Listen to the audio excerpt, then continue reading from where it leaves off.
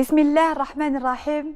Bonsoir à toutes et à tous, chers auditeurs, chers téléspectateurs, bienvenue à votre programme Chemin croisé.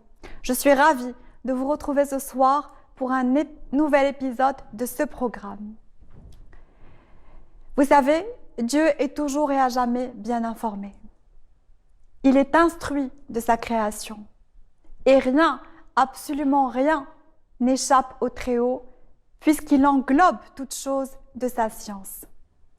Dans la sourate Luqman, au terme de son 34e verset, il nous est enseigné « Dieu tient la science de l'heure, il connaît ce qu'il y a dans les matrices, alors que nulle âme ne connaît ce qu'elle acquiert pour demain et que nulle âme ne connaît sur quelle terre elle mourra.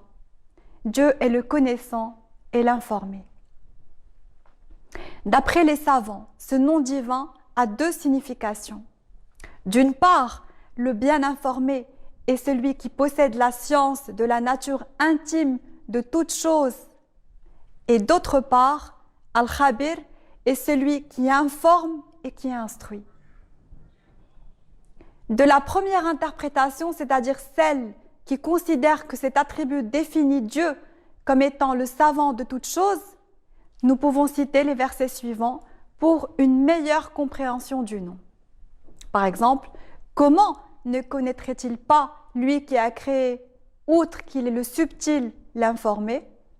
Ou alors, lui qui créa les cieux et la terre et leur entre-deux en l'espace de 6 jours et puis s'installa sur le trône, le tout miséricorde, eh bien, interroge sur lui qui est informé. Il est vrai que Dieu connaît les secrets de nos cœurs, il sait ce qu'ils détiennent en bien, en doute, en peur et en mal.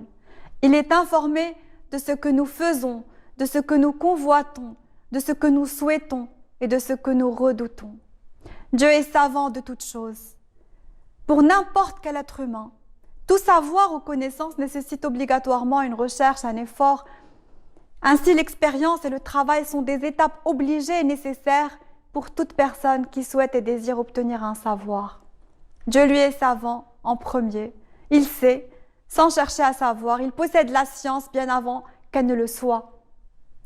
Ibn Abbas, interprète du Coran, demande au prophète Sidna Muhammad sallallahu alayhi wa sallam d'invoquer Dieu pour qu'il puisse comprendre certaines choses indicibles sans la volonté divine.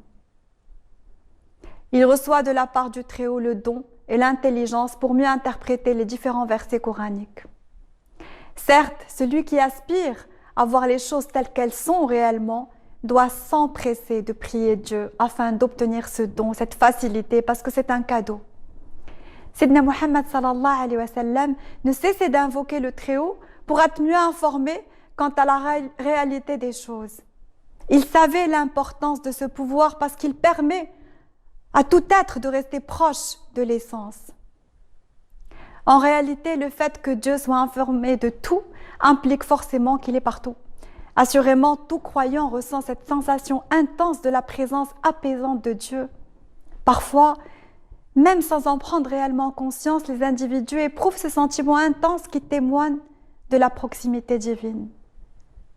Cela ne peut se faire sans cet amour que Dieu nous porte. En effet, si Dieu n'aimait pas son serviteur, il ne laisserait pas éprouver ce sentiment étrange qui manifeste une présence certaine. À ce propos, il est utile de narrer le récit suivant, se rapportant une histoire de quelques enfants à qui il fut demandé de se cacher dans un endroit où Dieu ne pourrait pas les observer. Avertis de leur mission, les enfants se mettent instamment à chercher l'endroit perdu où Dieu ne pourrait pas les voir. Certains croient à tort avoir trouvé ce lieu isolé, miraculeux ou encore magique. Et cependant, un petit garçon avisé se met à pleurer et déclare ne trouver aucune place où le Très-Haut ne le verrait pas. Il affirme ressentir partout où il se dirige une présence intense et assure être dans l'incapacité de trouver le coin qu'il leur est commandé de découvrir.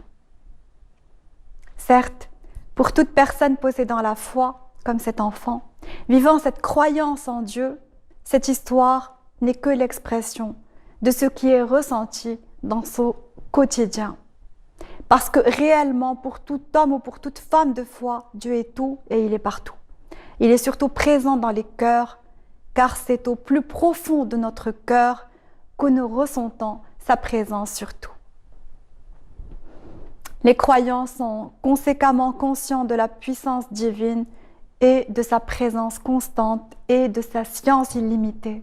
Et chaque instant de la vie nous rappelle la miséricorde de Dieu. Chacune de nos inspirations et chaque expiration est la preuve de son immensité, de sa générosité, de sa puissance. Il est informé de toutes nos actions, bonnes ou moins bonnes. Il est informé de nos repentirs. Il est instruit de toutes choses et enseigne sa science à ses prophètes qui sont tenus, à travers l'exemple, de nous éduquer dans sa voie.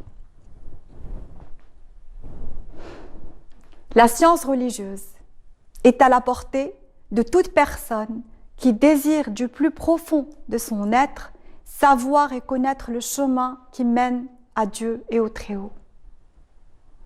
Dieu imprègne de sa science tout individu qui ouvre son cœur à la connaissance et qui le purifie de tous les maux par les valeurs justement, pour ainsi laisser la lumière divine le pénétrer.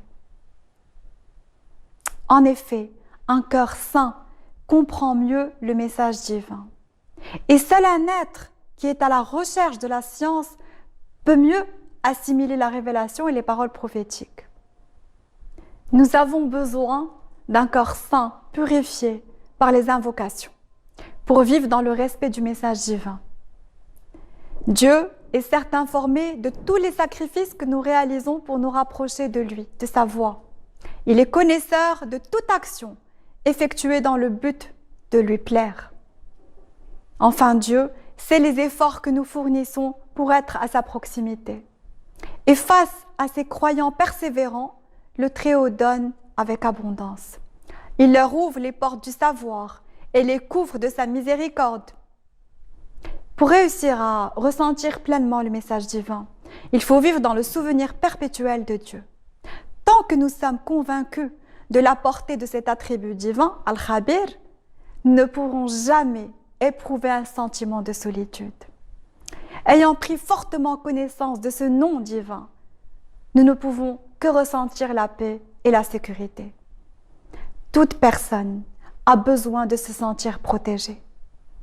Dieu, savant de toutes choses, est bien instruit. Il est également le bien informé qui protège ses serviteurs soumis, qui se remettent à lui. Et le bien informé est Dieu, il est également Al-Alim. Et c'est également le très ou l'infiniment savant, l'omniscient, Al-Alim.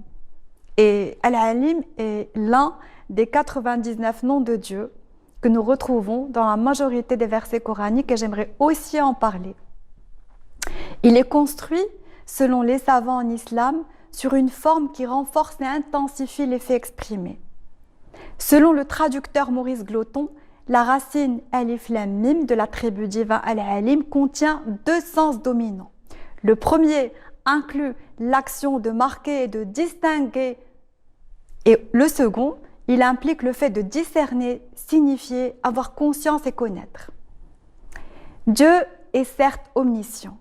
Il est celui auquel rien, absolument rien n'échappe. Et c'est tout. Le Très-Haut est infiniment savant de toutes choses. Réellement, tout croyant doit s'imbiber de cette qualité divine et tout fidèle se convaincre totalement du pouvoir de Dieu Al-Alim. Le dévot pourra ainsi persévérer dans les épreuves du quotidien et les dépasser, notamment par la patience et la connaissance profonde du Très-Haut et de ses noms. Certes, de nombreux versets contiennent l'attribut Al-Alim, et dans bien d'autres, des mots et des expressions ayant la même nature sont utilisés. À titre d'exemple, dans le verset 34 de la sourate Luqman, la science est affirmée appartenir à Dieu. Il nous est assuré dans cette sourate, dans ce verset, car Dieu tient la science de l'heure comme il fait tomber la pluie. Il connaît ce qu'il y a dans les matrices, alors que nulle âme ne connaît ce qu'elle acquiert pour demain, que nulle âme ne connaît sur quelle terre elle mourra. Dieu dit de lui être le connaissant du mystère et de la présence. Au terme du 26e verset de la sourate les djinns, il est dit aussi connaisseur du mystère. Il ne laisse dès lors surplomber son mystère par personne. En fait, Dieu l'omniscient sait tout de sa créature. Le très miséricordieux affirme à la sourate le trajet nocturne, dans le verset 54, « Votre Seigneur sait parfaitement ce qu'il en est de vous. » Néanmoins, la connaissance reconnue aussi aux hommes doit être le but vers lequel ils se doivent de tendre. Et ce, même si le savoir de Dieu est au-dessus de tout détenteur de science, parce que, oui, Dieu est savant du mystère et ne le manifeste à personne. Mais en effet, nombreuses sont les paroles attribuées aux prophètes qui encouragent aussi les gens à rechercher la science, à s'instruire, à propager le savoir, à tous ceux qui en sont dépourvus. Multiples sont les dires prophétiques qui insistent sur l'apprentissage, la recherche et la connaissance. Par exemple, Tabarani rapporte le hadith suivant du messager, Sidna Muhammad sallallahu alayhi wa sallam, selon lequel donc, le prophète, Sidna Muhammad sallallahu alayhi wa sallam, dit « Le mérite de la science est meilleur que le mérite de l'adoration. » Il semble étrange que de telles paroles soient attribuées au prophète, peut-être. Seulement après réflexion, il nous apparaît comme évident que la valeur de la science soit plus importante que celle de toute pratique cultuelle. Parce que, en effet, comment adorer Dieu l'omniscient sans connaissance, sans science, sans savoir? La recherche du savoir est une branche fondamentale de la foi. C'est une vertu majeure. D'après Abu Daoud, le messager dit « Celui qui s'ouvre un chemin pour chercher un savoir, Dieu lui ouvrira un chemin vers le paradis. » Les anges se soumettent ailes basses pour le contenter. Pour le savant, tous les hôtes des cieux et de la terre, les bêtes dans les profondeurs de la mer solliciteront l'indulgence du Créateur. Le savant surpasse le dévot, comme la lune surpasse en éclat les autres points lumineux.